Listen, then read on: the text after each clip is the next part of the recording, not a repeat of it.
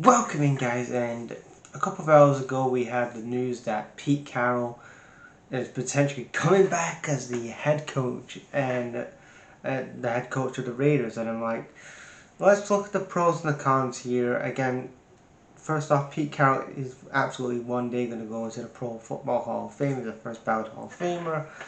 But let's talk about it. Let's see the pros, the cons about it. So, first off, we all know Pete Carroll won the Super Bowl in 2013 with Russell Wilson and the Seattle Seahawks. Won the season they won the Super Bowl in the NFC West. They won the NFC West. There was a 13-3 record in regular season. They win the Super Bowl that year. They averaged 500 win ratio that season. They go into the 2014 season when they're the reigning defending Super Bowl champions, and then they get to Super Bowl again that year. Against the Patriots, and they have a 12-4 regular season record, and then they lose to the Patriots in 2014, 2015, and 2016. They're averaging 500 win ratio, but they lose in the regular season to the Panthers and the Falcons. Then you're looking at 2017 when they finished fourth in the NFC West, 9-7 record. That was 2017 9-7 record. It was fourth in 2021. Apologies, fourth in 2021. They finished 7-10. Didn't make the playoffs that year. 2017 they was 9-7. Didn't make the playoffs. Didn't make the wild card that year. Did about 500 win ratio that year as well. And then 2023, his last year, he was third in the NFC West. Didn't really get up to 500 yards. So the last time he was in a playoff, he was in the playoffs was in 2019. Last time Pete Carroll was in the playoffs was 2019 with the Falcons. They had a 12-4 record, over 500 win ratio, and lost against in the divisional round. Again, not really bad, but again, you're especially looking at 2013, 2017, 2021, 2015, 16, and obviously 2023 when the last of his last season, he's really kind of stinking up the place. Really, like he kept Russell Wilson for far too long. They was always botching up the draft and not getting the right additions for the team, especially when you look at Pete Carroll. He probably should have won a lot more than he did, winning that one Super Bowl, shit in the bed a couple of times against the Panthers and the Falcons. I know that the Panthers and the Falcons went to the Super Bowl as well, but again, especially not beating the Packers in 2019.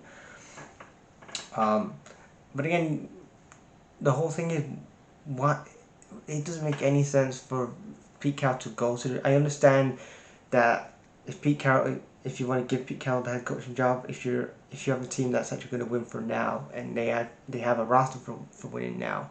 Like, you look, if Pete Carroll went to the Rams, and say Sean McVay wanted a break and he wanted some TV work, then if you want to have Pete Carroll come in, you could have done that, because again, they have a team that could win for now.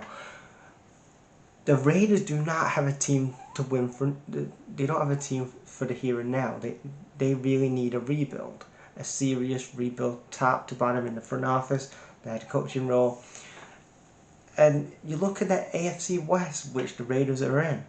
They're against Sean Payton and Bo Nix in the AFC West. Are against Patrick Mahomes and Andy Reid, who dominate the AFC West the last number of years. They're up against Jim Harbaugh and Justin Herbert. So again, you're looking at this, and then you're looking at Pete Carroll, who's taking over. He's potentially going to be taking over the Raiders with a Aiden O'Connell or maybe a Gardner Minshew as your starting quarterback going into 2025. Now, Gardner Minshew is not a bad backup quarterback, but he's not a guy that's going to win you the AFC West, especially with the other, like I said, the other names here. So I don't know what the fuck is going on with the Raiders. The Raiders, Mark fucking Davis, the Nepo baby that he is, doing more fucking damage to the Raiders. Fucking stupid haircut, by the way. What the fuck is that thing on his hair, on his fucking head? Just doing bad decisions after bad decisions. Hiring John Gruden. John Gruden gets rehired, and then there's allegations on his laptop, a lot of racial slurs and whatever. Then Antonio Pierce gets hired, and that just goes to fucking shit because again, you hired a guy that got the head coaching job and never really got a defense. He was never a defensive coordinator anywhere in the NFL. Just instantly got the head coaching job, and he just shit the bed. So you're ultimately you have a first round pick in 2025, and then you want to go for Pete Carroll. There's so many different options out there that you can go for. You could have gone for like a Joe Brady. You could go for like a Liam Cohn, who's going to go to the Jags now. There's also Keelan Moore. There's Joe Brady, Liam Cohn. All these young future coaches that can actually potentially build something if you have the right structure in place. But again, you just want to go for the almost 74-year-old fucking Pete Carroll. Good luck with that, guys. That's gonna be so fantastically fucking great shit. But for his 74-year-old Pete Carroll in his last couple of years in Seattle, he was stinking up the place in Seattle. Let's be honest. And then they fired their GM, Tom Tescolo. He gets fired after just a year. It's just total mess and a dumpster fire in the Raiders. And it just shows like after the late great Al Davis passed away, he obviously stayed for far too long. It's like you passed it to your nepo baby kid, and with that stupid haircut he has, and he's fucking still making the Raiders become a dumpster fire. Doing bad hires. Josh McDaniels, another bad hire.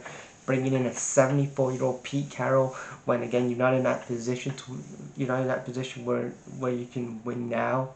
You need to do a serious rebuild. I know you have Brock Bowers, who's a great addition, but who the fuck is who's he gonna?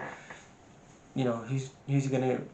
He needs a guy to help him, and he needs a quarterback that's gonna throw to him and gonna fucking help this team. It's just a mess, and again, typical Raiders mindset.